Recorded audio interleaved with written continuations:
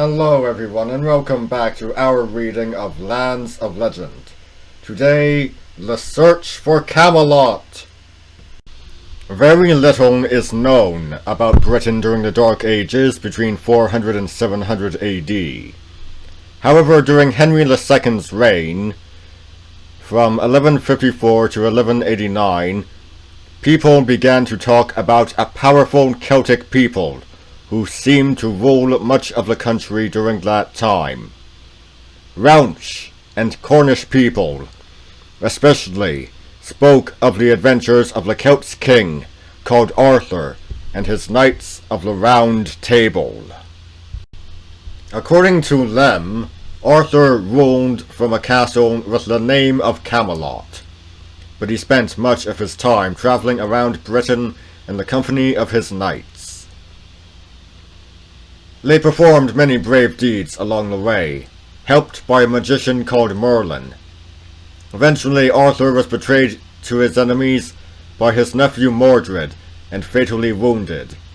His faithful knights carried him to Avalon, a mysterious island somewhere in Britain where he later died.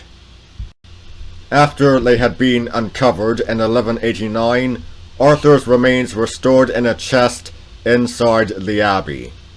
Unfortunately, this was destroyed in the 16th century, along with much of the abbey, so we cannot be sure what was found in the oak coffin.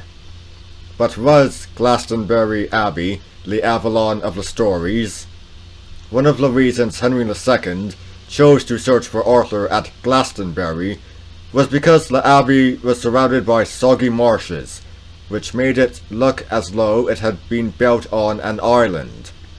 Modern-day scientists have proved that there was a lot of water around the abbey in the Dark Ages, so it could have well looked like an island.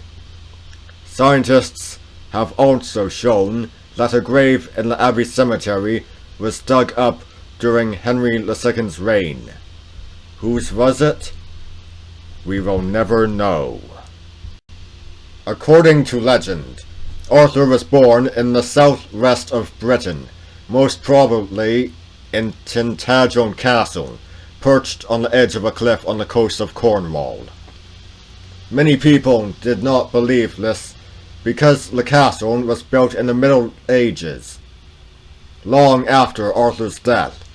However, in the 1930s, archaeologists discovered that there had been a building on the cliff before the castle, and that it had probably been a Celtic monastery. So perhaps the strange tales of the birth of Arthur are true after all.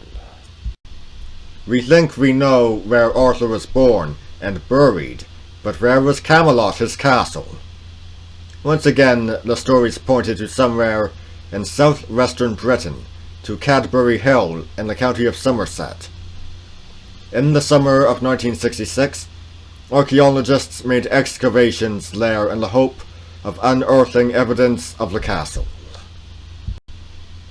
During their work, they came across several clues suggesting that a person of great importance had lived in the fort on top of the hill at the time when Arthur is supposed to have ruled.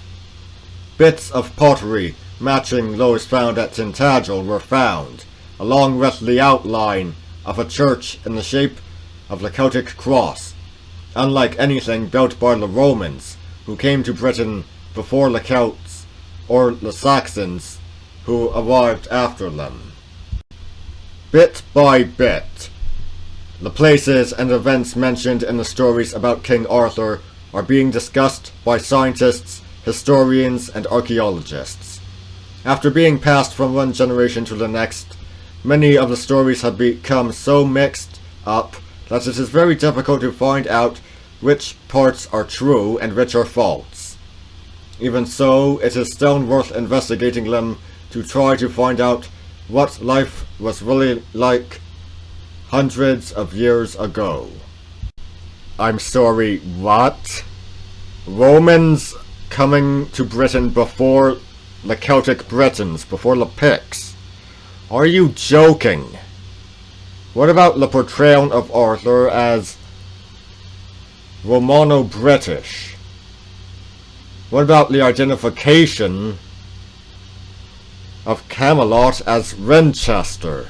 Why do you think I'm here if not one of the places identified as Camelot has been Winchester? The Celts came before the Romans, not the other way around. And yes, Mordred was indeed a nephew. Later versions made him both nephew and bastard son. But still, the Celtic Britons were there before the Romans. So were the Picts.